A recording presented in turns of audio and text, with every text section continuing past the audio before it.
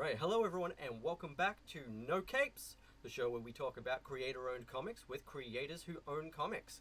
And with me today is the incredible Scout Underhill of DnDoggos fame. Scout, tell everyone a little bit about yourself. Hey, I'm Scout Underhill. I'm a non-binary transmasc illustrator who has been making a webcomic called DnDoggos since 2017. So we're going on 5 years this year, Yeah, uh, which is just bonkers. Last year, also, I sold a graphic novel. So DnDoggos is coming to the graphic novel market in 2024 and 2025. I can't wait for that. I'm very excited. It's really fun because it's a totally different format than I'm doing for the webcomic, and it's going to be in full color. Oh, cool, So that's gonna be great. yeah. I love the comic. I found it in 2018 when just before I started actually playing D&D. So I was reading it a little bit just before I started playing, and then it was just absolutely to my delight when we started talking and actually sort of became buds. Yeah, So that was really nice. I'm so glad.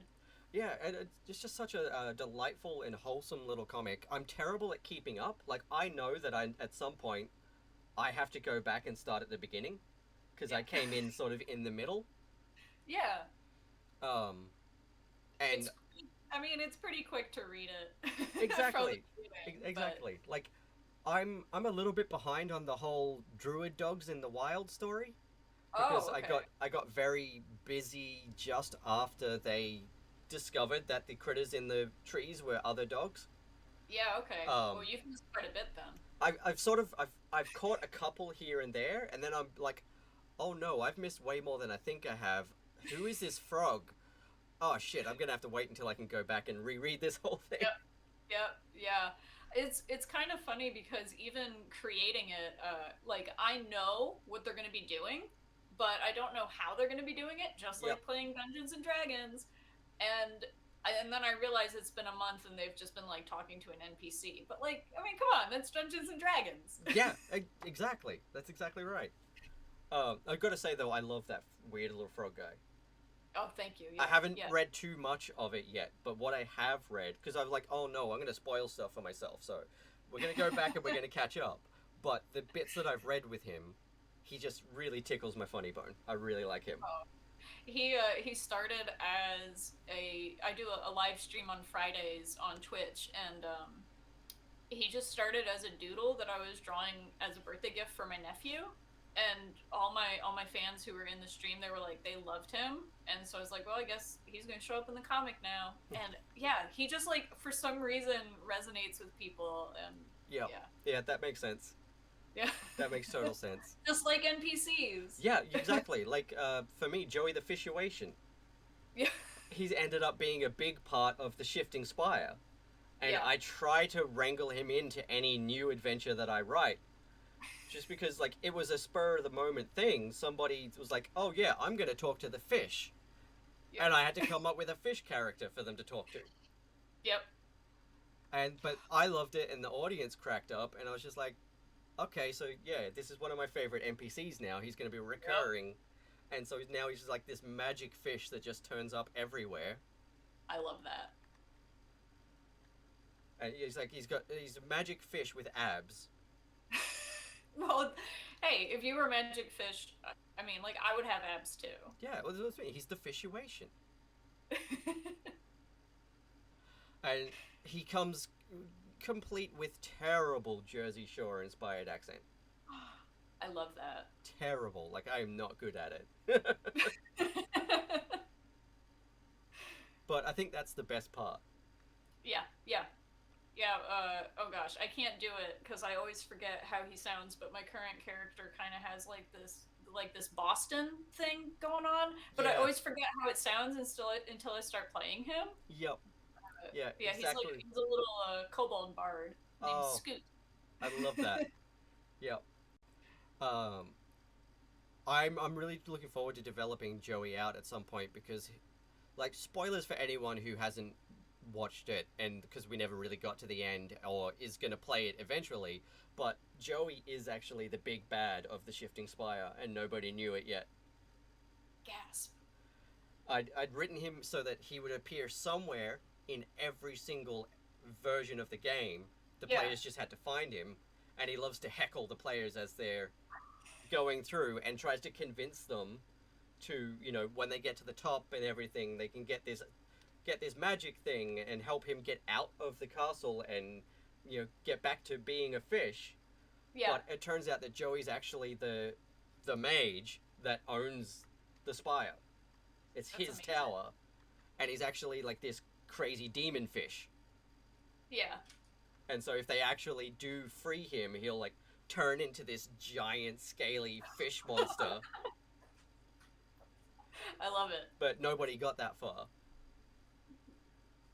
That's amazing. But it just gave me an excuse because I got a friend to do, actually Bug Hop Designs again, did me an art piece of Joey the Fishuation. And as soon as I saw it, I'm like, no, this has to have a frame added to it, and it's going to get put up on the wall in the tower. Yes. So that the players will, even if they don't meet Joey, they will see the portrait of Joey. That's amazing. And I might have to think about some of that for the comic.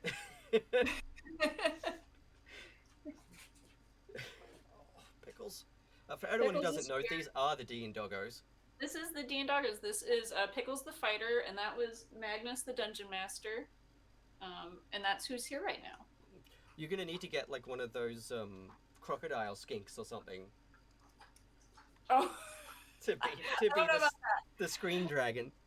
Oh no, I'm happy with my furry friends.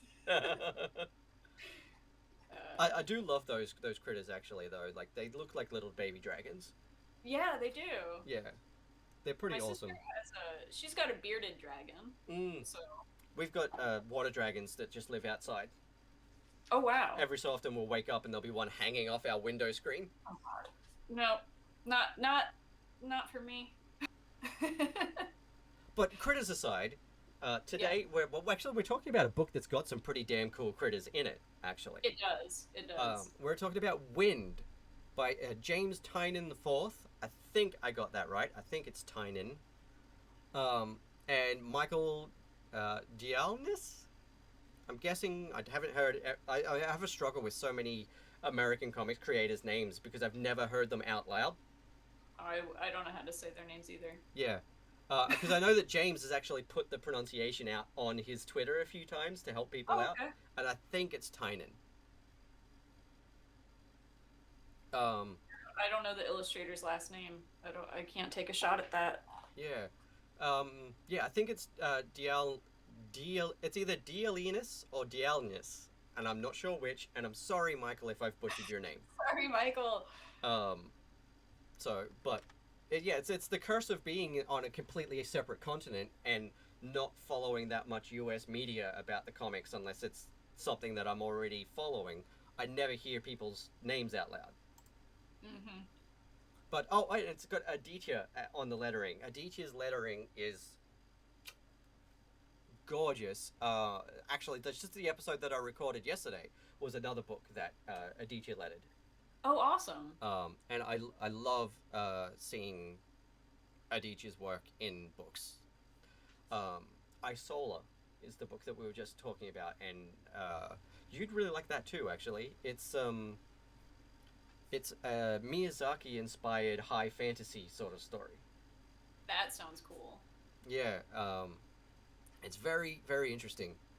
There was a little bit of Miyazaki inspiration in this one too, in Wynd. Yeah, definitely. And I love that. I love seeing, like Western comics. Not that you can really distinguish that much anymore with the how much stuff is being blended and inspirations being swapped, but like more mainstream Western market comics taking inspiration from stuff like Ghibli, and it's really fun. It's nice to see those delightful little whimsical things being added into comics. Yeah. But yeah, so this book is really good. I'm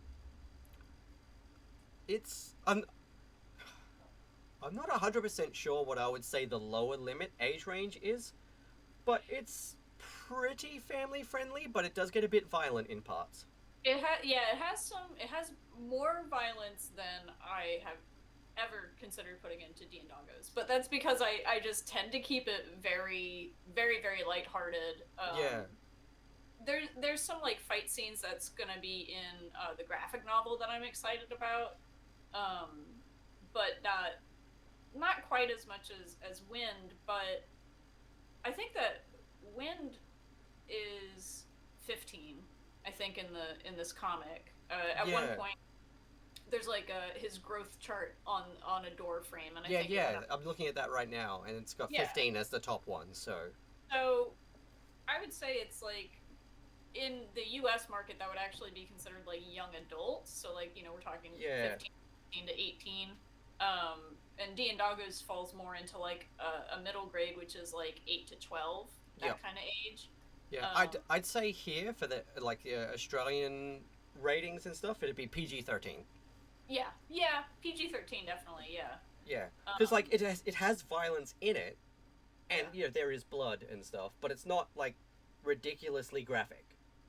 No, it's not. But I mean, even just the prologue where we start is scary. Yeah, It's like kind of it's an scary. intense book. It's definitely Yeah. not like yeah, I definitely wouldn't hand this book to a little kid, but 13 and up definitely. I don't know. Some kids Well, though. yeah, like if you know the kid and some kids, but I wouldn't just hand this to any random child because No. it does get pretty intense. Yeah. But it is a fairly most ages friendly book. I agree. Yeah. Yeah. Like it doesn't shy away from scary stuff. It doesn't shy away from the violence, but it's not overly gratuitous either. No, it's not. No. Yeah, it's got a bit of horror. It's got a bit of violence. It's got a bit of romance. It's got a lot of comedy. Yeah. Um, but yeah, like I really dig this book. I can't wait to read the next issue. I've been following it monthly. I probably would get this one in a hardcover and slap it on the shelf. Oh yeah. Yeah. I would like this because I read most of the books that I read are physical books. I don't read Mm, a lot of books, but I got this one just online this time.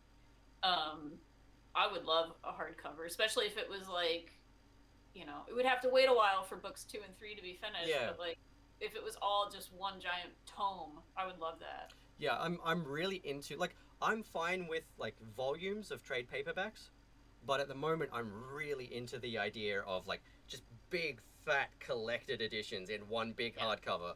yeah, There's a few books that I've been itching. Like we've talked about it a couple of times this season about the books that I really, really want to see in something just big and solid that I could just dump on the table with a yep, satisfying thunk. yes, But yeah, we're introduced to the scary elements of this story pretty damn quickly, like you said. hmm Um, like let me just check. Comixology's being a bit iffy here. Hang on. One of the benefits of doing this offline and not live is that I can fix the glitch. Yeah, second page. Second page, we're introduced to this night. Well, we don't know if it's a nightmare or not at this stage yeah, that Wynd is having. Um, it just wakes up and starts transforming into something. Like it's pretty horrifying. Like they don't get too graphic with it, but they do include some pretty intense body horror moments, like the feathers he's sprouting falling out of the out. back, the teeth falling out. Like that could have been worse. That could have been really gruesome and a lot bloodier in other books, but Yes, yeah, they included just enough of it to make it unsettling yep. without being over the top, which I really loved. And that even starting out just here is a little bit of that Howl's Moving Castle, Yes. right? Yeah, Yes. Yeah, and then yeah, we're introduced to this thing where this other character walks in and sees Wind turned into this massive like griffin, yeah. and what a cool design this is, too. It's really cool, yeah. Like And it's got. Sorry, you go. oh, the glowing eyes, the way that the art is rendered there to make it feel like it's actually glowing compared to like her eyes and stuff. It's so Yeah, cool. yeah, I love that. I love like the little glowing bit on the beak. Yeah. and the fact that the pattern of Wynd's like robes is Hmm. in the fur slash feathers of the creature. Yeah. Like that's a really cool touch, and like how there's still it's got the like the creature limbs, but it still has humanoid hands. Like Yeah. it's cool, but it's terrifying. But like they've just done such an amazing job with the design of this creature. On that spread where she's walked in and you see the full body of the creature, I love how like not all the floorboards are there. Oh yeah, yeah, yeah. I hadn't actually And paid it's attention to that, but yeah, some of the floorboards are yeah, missing. it's just like a cool touch, and I don't know if that's meant to be like part of kind of like the dream, if it is a dream, or if it's like just because you don't actually need all that detail there, Yeah, yeah. I'm gonna say that it's probably supposed to be part of the nightmare because like there's the book floating in the background, Yeah. and then of course we get the next scene where she decides that it's not Wind. I did not like that part. That took me by surprise the first time I Yep, me read it. I was too. like, Yeah. "Whoa, what?" This I was like, man, this got dark. This got dark fast. Yeah, and like it, same thing I mentioned in when we were talking about Isola, Aditya's effects lettering. I love it. I love the Yeah. way that Aditya does effects lettering. Like the the page where it's just a couple of loose feathers and the sounds of the wrench. Like, Yeah. ooh, like it's unsettling. It's but that's all it is. Like even looking at this page by itself, if you didn't have the context, you I would feel iffy about this page. Like everything about this page says something bad just happened, Yep. even if you haven't read the pages before. But again, like they start to show a bit of the violence, and then instead we get this, which is just as evocative, but it's not gratuitous. Yeah. And I love that. I love that so much. So many books, like you can show it, and like in some books, if it's the tone you're going for, maybe you should show it. Hmm. But to a point as well. There are some books I've read that they're gruesome, like Invincible. I don't know if you've read that or watched the series, I but have not. the fight scenes in that are gruesome. They're pretty Yeah. gory, but they still strike me as not overly gratuitous Hmm. because of the tone that they've set in the world. Like it's not necessarily trying to be super edge lordy or anything like that, but they set it up that this world is going to be kind of graphic and intense. But there have been other books that don't even necessarily show as much detail of the gore, but the intensity of the gore feels gratuitous. Yeah. And I feel like I'm not necessarily educated enough in art theory and analysis to say why that is and pick what it is that makes me feel that. But there have been books that I've read that have been incredibly gruesome and not felt gratuitous. Then there have been some that have felt the same amount of gruesome and have felt way too gratuitous. And there have been other books that have been degrees less graphically gruesome, like what you can see, but Hmm. it has felt like gratuitous and unnecessary violence. Hmm. And I'm not entirely sure what the difference is, but I feel like it has to be something to do with the writing and the tone that has been set for the story. Yeah. But that's about as far as I can pinpoint it. Yeah.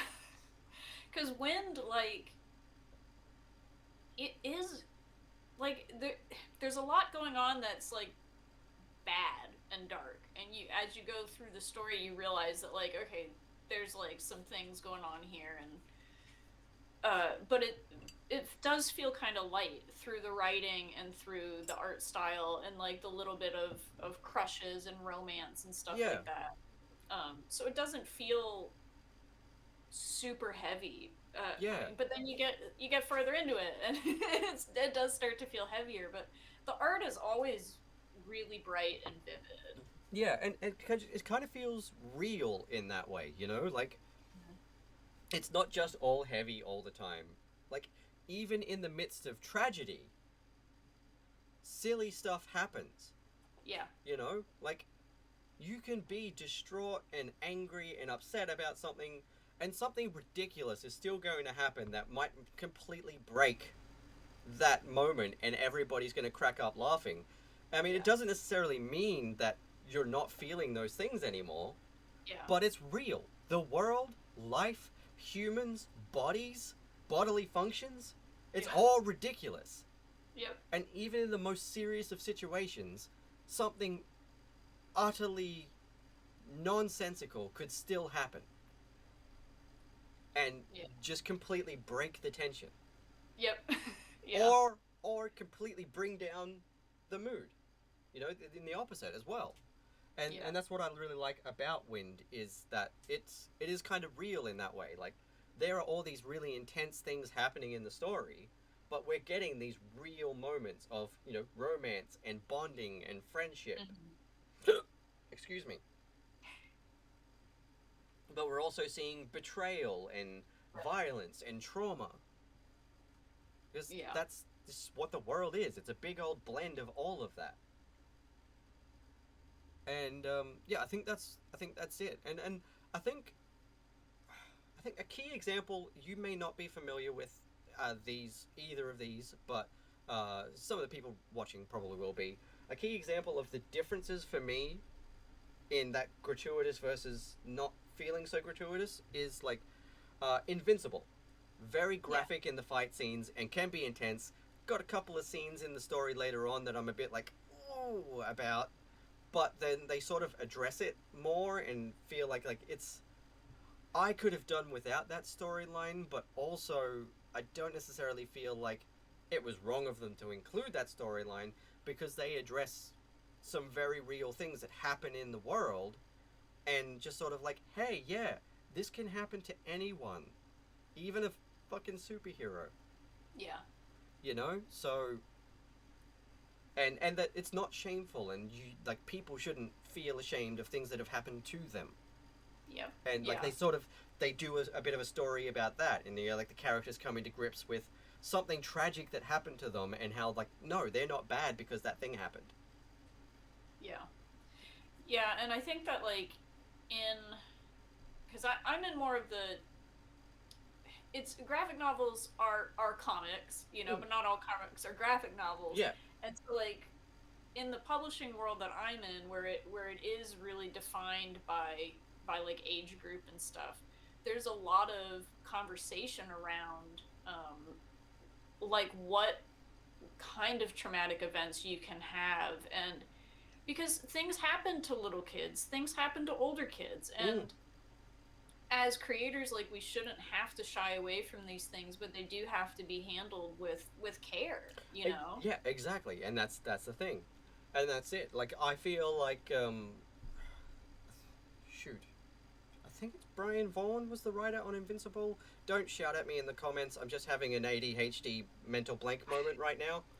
Um, I'm gonna have to look it up because I can't remember. But I feel like that's what the writer of Invincible did. He touched on a bunch of these topics, and it was intense and kind of graphic. Well, actually, not kind of graphic, very graphic in a lot of places. And so was the cartoon. You know, the cartoon did not shy away from the gore and the violence. But then, for me, I look at things like The Boys and Preacher, Mm. and the graphic stuff in. Sorry, it was Kirkman. Yeah, Robert Kirkman, not Brian K. Vaughan. But I read a lot of both of those writers from Image, so sometimes I get their books mixed Yeah. up in my head.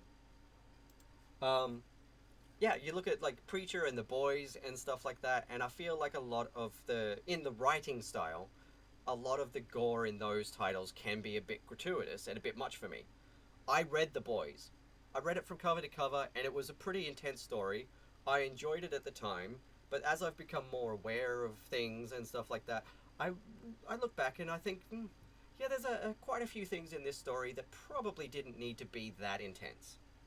And Yeah. Preacher, I haven't read because, like, I watched the show, and the Hmm. show is a watered down version of the comics. You know, they always water a lot of this stuff down for the TV, and there was a bunch of stuff that happened that I've then looked up and like, okay, yeah, that happened in the comics, and I'm just like, nah. And I didn't even watch the whole show. I got to a certain point, and there was one episode in particular that got beyond ableist, and I'm just like, I'm done. Yeah. I'm so done. Do you ever check the website Does the Dog Die? I It's only found out about that recently, actually. it's such a good website for checking out shows and movies. I don't think that they do comics, but like any kind of visual media you can watch for television, they tend to have like tons of trigger warnings listed very clearly, easy to find. And there's been some shows or movies that I've been watching, and I get to a certain point and I'm pausing it and I'm like, I have a bad feeling about like what's about to happen, and I go and check and I'm like, all right, time to watch something else now, you know? Oh, but like, I will also similarly like, I Invincible is one of my favorite superhero series of all time. It Hmm. gets a bit intense in places, but I absolutely loved it. But The Boys, also very intense, but I thought it was a good comic, but I didn't absolutely love it. Like, I read it once and I've never felt like I had to go back and read it again. Hmm. But, you know, because it was such a big presence in the zeitgeist, I felt like I should read this once just to find out what it's all about. Yeah. And that once was enough for me. Yeah. But yeah, no, it is a really really cool book. Like, it's not exactly all ages, but it's most ages, and it follows Yeah. the story of this little kid, Wynd, or teenage boy, and he's living with his adoptive family, and they're living in a world where, at least in most of the kingdoms, magic is outlawed. And what do they call them? The weird bloods. Yeah. Yeah, Yeah. people who've been touched by, the fairy, and the magics, and their bodies change as a result, or they get magic powers, and they call them the weird bloods. And it's not great to be discovered in most of the kingdoms if you are one of these weird bloods. And so, Wind, who has green hair and these little pointy ears, regularly has to cover them up and just try his best to pretend that he's not that. And he doesn't even really know a lot about what he is yet, other than he's got pointy ears. Yep. Yeah. And it ends up being like quite an epic quest pretty quickly. Yeah, it does. Also, just quietly, like, I've just flicked through to where we see the adopted mum who runs the restaurant Yeah. for the first time, and I just love the variety in the characters in this book too. Yeah. That's what I was gonna say too. Like, it's nice that there's a variety of body types, especially. Um, the funny thing is, like, the mom and the daughter look similar enough that when I was in between reading, I didn't finish it all in one day. Yep. That even with cartoons, I'm just like a little bit face blind, and I forgot that I forgot that one was the mom and one was the daughter. I was like, these look the same. Oh, they should. Yeah. They're related. Yep. And there's just so much to love about the art in this book too. Like, I love the food delivery platform that they have, like the little water operated dumbwaiter, and the way Yeah. that they draw like the eggs and bacon just flapping around in the air. And yeah, just like, I really like how they outline all the food in without the black lines. Yeah. Like, I was talking about that in Isola, I think, as well, about some stuff, and how I really honestly struggle with being able to do that sort of thing without outlining in black. It's just such a Hmm. habit now, Yeah. and I've just become so used to it. I'm trying to experiment more not black inking for line art, Yeah. but I really admire it when I see it done so well. Mm-hmm. Yeah, and I love looking at comics like this too. Just like because what you're saying about the line art too, like when I'm reading a graphic novel or a comic, I read it once, and then I'll even pause and look at it and be like, that's really interesting how they did that. That I wouldn't have thought to do that. Just like the colored lines, but Yeah, it's only on the food, right. Yeah, like that's something that would have completely escaped my mind. I wouldn't have Mm-hmm. thought to do that, but like since I've looked at so many books similar to this that use it in very smart ways like that, it's really inspiring me to try it more, Yeah, and I'm really excited to figure that out. yeah. I'm excited for that with my own graphic novel because the format is so different from the webcomic and going to be going into color, and Mm, I'm like, how do I want to do this? What do I want to do here? How do I want to render it? And looking at just the wide variety of comics out there is really inspiring. right?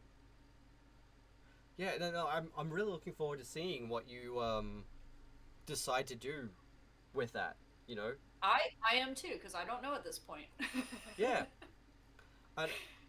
and I mean, if you ever want to talk ideas and stuff like that, feel free to just send me a message. Like we can chat. I love talking shop like that. Oh, awesome! Yeah, I'll Like probably take you up on that. yeah, I'm no expert, but I talk about comics a lot, so I can at least talk about Yeah, what I've seen in other books, and that might spark yeah, something. yeah.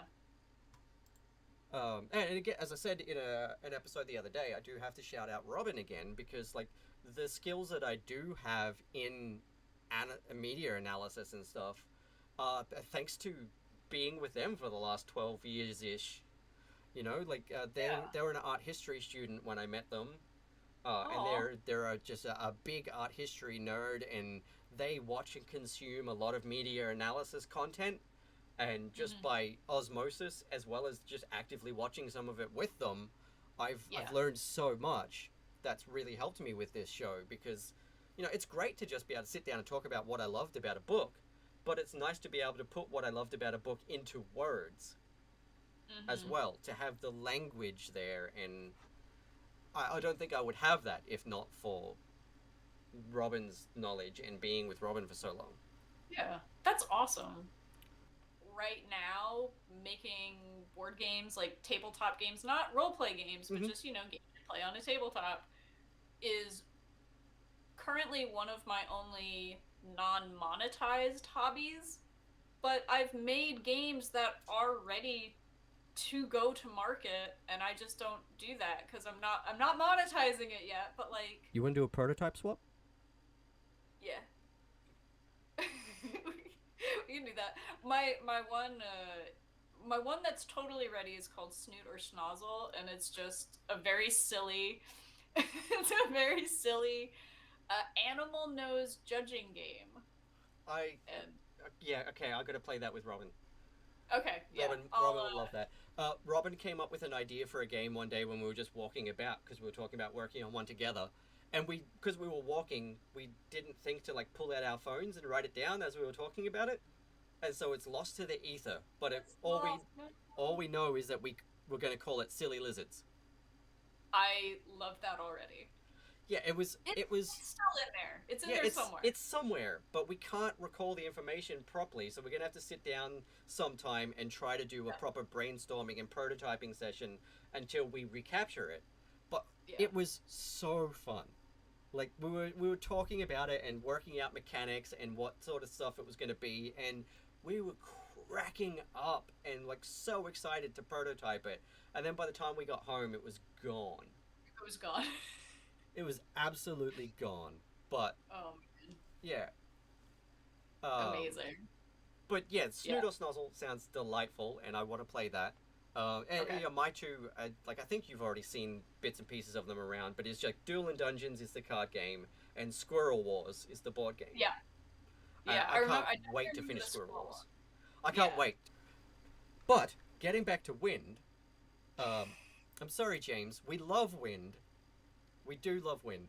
but we never get to hang out. So this No. was always going to go off the tracks. I was fully prepared for that, for this episode to be a bit of chaos about us just talking shop in general about both games and comics. Yep. As well as talking about the comic. And I love that because like there's a lot to be discussed and a lot that we can learn and other people can learn by listening and stuff like that. So it's really fun. I love Wynd's design. I love this little cloak. I want the little cloak. It's so cute. So like I'm not sure who came up with the design, whether it was artist or writer or just like they sat down together to work it out. You know, because obviously it's all a collaborative thing, but sometimes the writer will already have an image and be like, here's what I'm thinking. Can you draw up some designs? Yeah. You know, so I'm not sure if it was that or if it was just like, yeah, we've got this magical little boy with pointy ears and then the artist went on a design bender from there. I don't really know the history of the design of the character, but I love it. I love the little black kneecap bits on his pants. Yeah. And the little stripy shirt is just, it's such a cool, cute design, very lighthearted, and sort of really helps portray who Wynd is. Like, I mean, if you're also looking at like all the scenes in the tavern there, and Wynd is like the only cool colors. Everyone else is really warm. There's a little bit hints of blue and stuff here and there, but like everyone's really warm. Their hair colors are warm tones and skin tones are warm, and he's very cool colors. And you see that more throughout the entire city, which really is sort of obviously there to highlight the fact that like Wynd is a weird blood.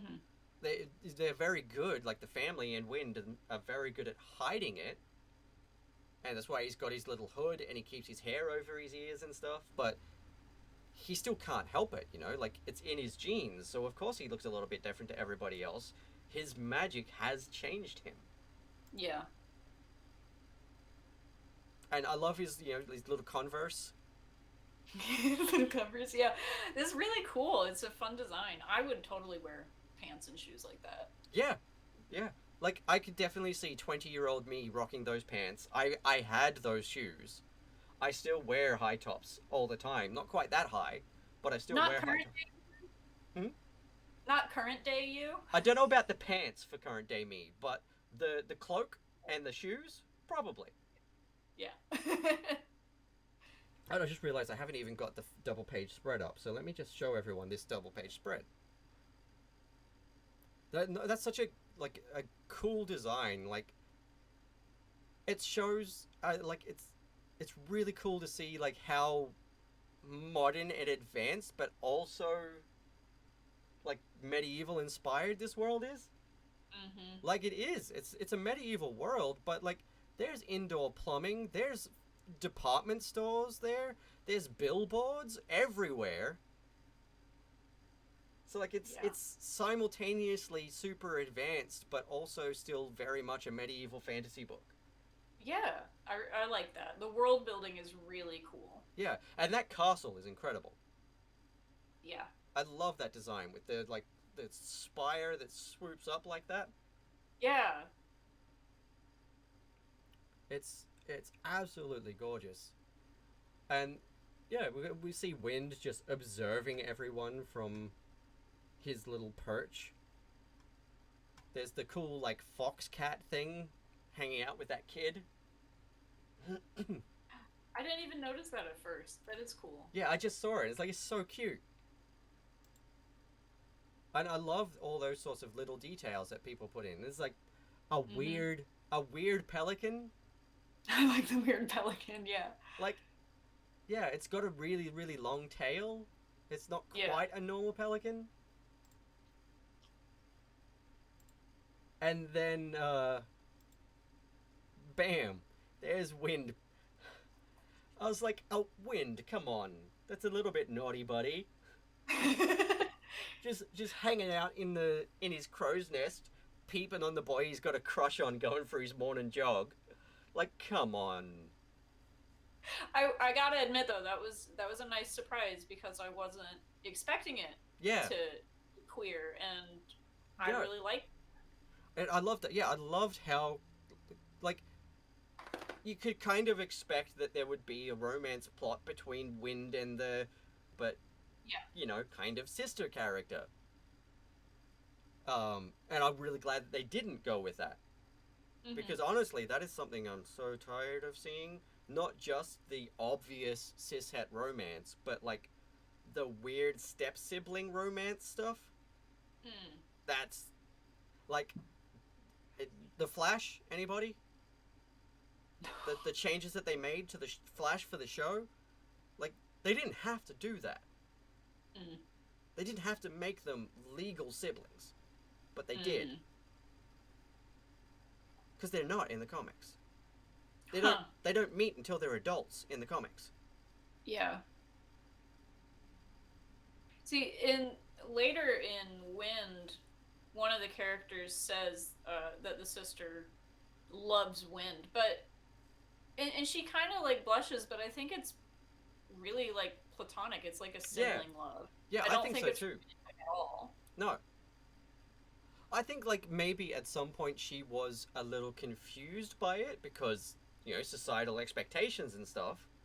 Mm-hmm. But I don't think it is actually romantic love. But I think she Yeah. was confused about how much she cares about this boy, Yes. and Yeah. like reconciling that with like, oh, if I care about this person so much, does that mean I love them romantically?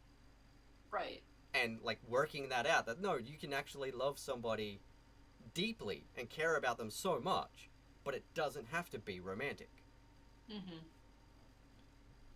And I feel like there was a little bit of that there, Yeah. and coming to terms with, oh, actually no, and that's okay, and I'm fine with that. Mm-hmm. And then we also get introduced to this the bandaged man character as as he's going for his run, and like this guy is terrifying. He's so scary. He's so scary and creepy. Have you gotten up to the point where they reveal who he actually is? Yeah. Yeah. That was also surprising. Like I I said, like every time I got to a new surprise, I was just completely surprised by it. I wasn't expecting anything. right. I love this hint that the bandaged man might be magic or enhanced somehow himself, where he like looks at Wind directly through the telescope, Mm-hmm. and like it's not for quite a while yet where we find out what he is. Yeah. And I started getting suspicious when we were introduced to the vampires. See, I am not. I don't like question things. I'm like really gullible. Like you just told me anything, I would just believe it because why would I have any reason to think that someone's gonna lie to me? Like yeah, this is what I want to say forever on YouTube. But like yeah, I I don't really think about that. I don't think about like when characters in books or movies might betray their best friend to get something that they want or need. Like these are thoughts that don't occur to me Yeah. because I personally wouldn't do them. Right? And so no, all the little hints they're dropping about stuff in the comic, I no, Yeah. nothing occurred to me. Yeah. No, as soon as we were introduced to the like, well, not as soon as, but very shortly after we were introduced to the concept that there are vampires in this world, I started thinking about, oh, maybe that's what this guy's. Maybe that's why this guy is bandaged up, because like I've seen vampires bandage themselves up to go out in the daytime in media before, so like maybe Well, I that's mean, the deal. it's making sense now that you're saying it. Yeah, but I'm like, I was watching him the whole time. I'm like, okay, so this guy's obviously magic of some sort, but like, is he a mummy? Is he undead? Is he just horribly, like disfigured because of the weird blood magic? Like, what is his deal?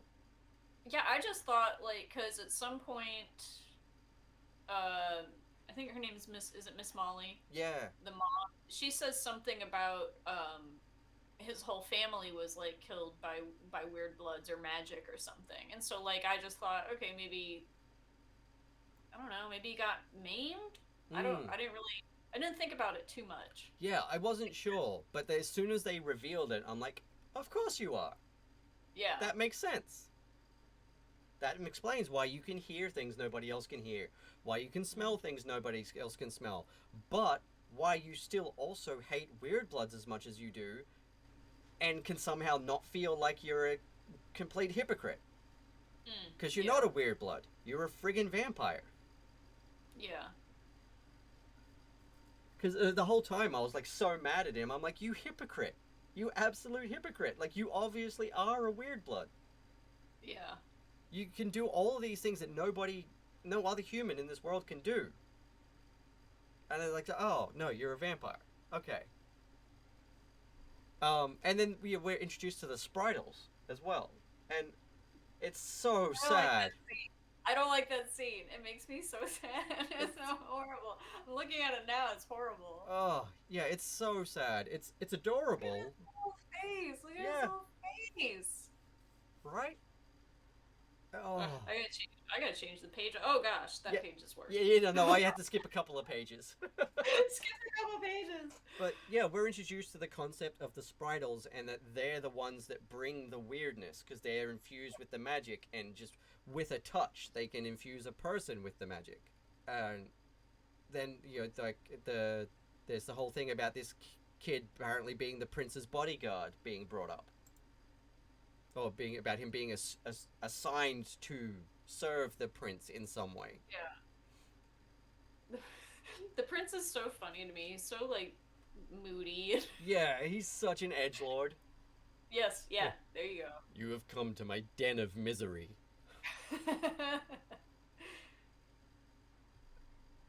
Yeah, he's just such a moody little goth kid. Mm-hmm. He's so dramatic, too. Yeah. He's a messy turd that lives for the drama. Yes. Yeah, but then he has, like, some good character growth. He does. He's like, as the book goes on, he really starts to see, like, he starts to see his privilege. And, like, how sheltered he's been, and how he doesn't actually know sweet F all about the way of the world and what the truth is of things. Yeah. And, like, comes to terms with it pretty quickly, to be honest. Mm-hmm. And he's obviously up to something, you know? And so, like, we're not sure what he's up to, but he's obviously up to something, and that was a great place to end the book. Mm-hmm. And look, the other thing I'm going to say about the art is I just love, again, the variety of the character designs. Like, you can see that this art is all done by the same artist. Mm-hmm. But each of these characters really and truly has its own distinct and individual look. Even just in the faces, you know? Mm-hmm. And it's really cool. Like, looking at the page where you got the side-by-side comparison of the Prince and Yorick. Like, there are similarities in the bridge of the nose here, sideways. But then when you see their profiles, you know, Yorick's got a much rounder bridge of the nose there, but the Prince's is much sharper. Yeah. And so it's just like little bits and pieces like that really add that character to the face and just make it more distinct, that no, these are all different people. Mm-hmm. I really appreciate that. The, like, slight things that, like, you don't really notice on the Prince. I didn't notice it until, like, the end, but he doesn't actually have any eyebrow hair. I was just looking at that. Just as you were saying it, I was looking at it and I'm like, oh yeah, this guy's got no eyebrows. Yeah, no eyebrows. Which, it's just it's a funny choice, because, like, you don't notice it at first. Yeah. Yeah, you're right. Compared to the gardener. He's got those big, thick caterpillars. Yeah, he does. And you can just picture the gardener too. Like, you can picture him as a real person. Mm-hmm. Like, if you were going to get anyone to play that guy in a live action, it would be a young Patrick Warburton, to me. Oh yeah, see, and I don't know that it's just because he's a gardener, but, like, Samwise Gamgee, you know? Oh yeah. I can see that, but I'm thinking like, you know, the tallness and the broadness and Yeah. like the big chin and everything. Yeah. I'm seeing Patrick Warburton, but like young, like early 20s Patrick Warburton sort of thing. Yeah. And just like, because he's very clever, but he's also a bit of a himbo, you know? Like, he's just like strolling around, oblivious to a lot of the social things going on around him, but he's also like very, very smart and knows so much about botany and like actually knows a lot about the world.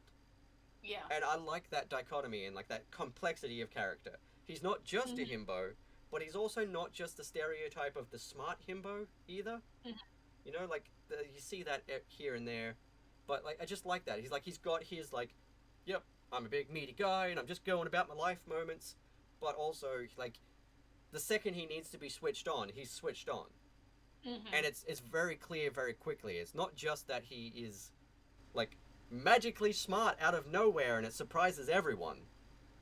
No, just very quickly off the bat, he is switched on and fully present and focused and using his full faculties when he needs to be.